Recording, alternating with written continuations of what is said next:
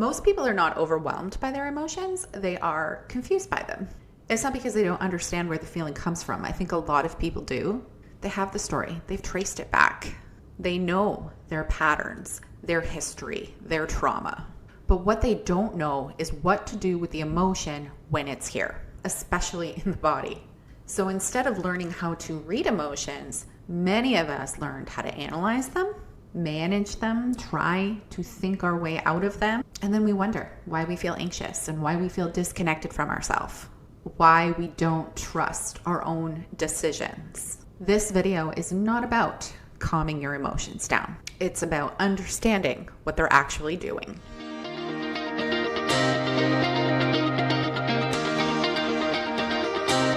If you're new here, I am Jackie, and on this channel, we explore the full spectrum of human growth.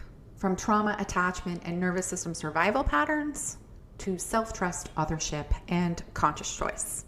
Every single phase of the journey has a purpose. None of them are wrong. My role here isn't to hold you. It's to help you see where you currently are so you can choose what to do next. And to do that, we need to talk about emotions differently than how we were taught. First off, emotions are not problems. They are signals. They are information moving through your body about what you're perceiving, what matters to you, and what needs attention in your life. Think of emotions like a GPS. They are constantly updating based on your internal and your external environment. But here's the thing. A GPS only works if you know how to read it. If every single time an emotion comes up, you're saying to yourself, I shouldn't feel this way.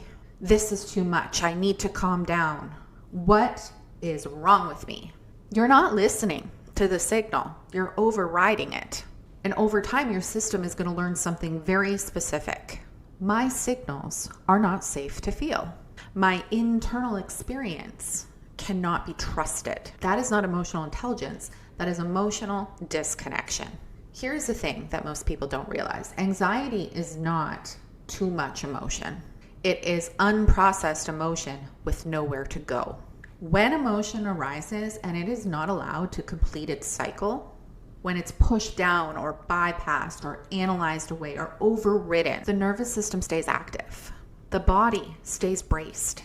So even if your mind tells you a convincing story like you're fine, or that you've healed this, or that you shouldn't feel this way, your body is still running the signal.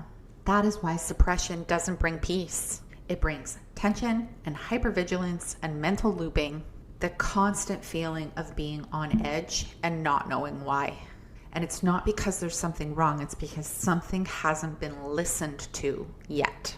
And now most of us didn't learn to suppress our emotions by accident. We learned because at some point feeling didn't feel safe. Maybe emotions weren't welcome in your environment. Maybe they overwhelmed the people around you. Maybe being low maintenance and agreeable is what kept connection intact. So your system adapted. You learned to intellectualize instead of feel. You learned to anticipate instead of sense. People please instead of respond. Override all of your inner signals just to feel safe. This is survival intelligence, and it worked. But survival has a cost. When you disconnect from your emotional signals long enough, you lose access to your internal guidance system. Decisions become confusing. Boundaries feel blurry. You look outward for certainty. You ask other people what you should do instead of sensing what is true for you. It's not because you're broken. It's because your GPS has been muted for so long. So here's the reframe that I want to offer you. Your emotions are not symptoms to eliminate. They are guidance to interpret. Sadness doesn't mean that there's something wrong. It means that something matters. Anger doesn't mean that you're unsafe. It means that a boundary or a value has been crossed. Fear does not mean to stop. It means to pay attention. When your emotions are met with presence instead of panic, they move, they inform, and they resolve.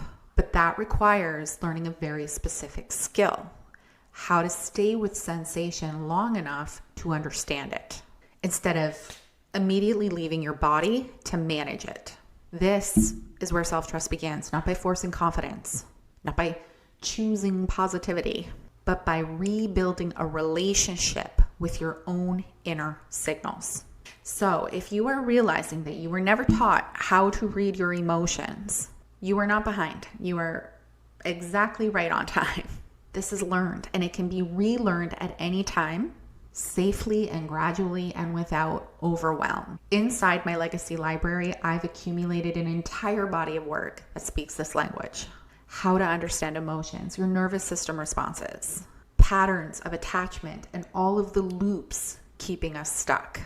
It is all there so that you can learn to be fluent in yourself and your own guidance. The link will be in the video's description if this feels like a next step for you.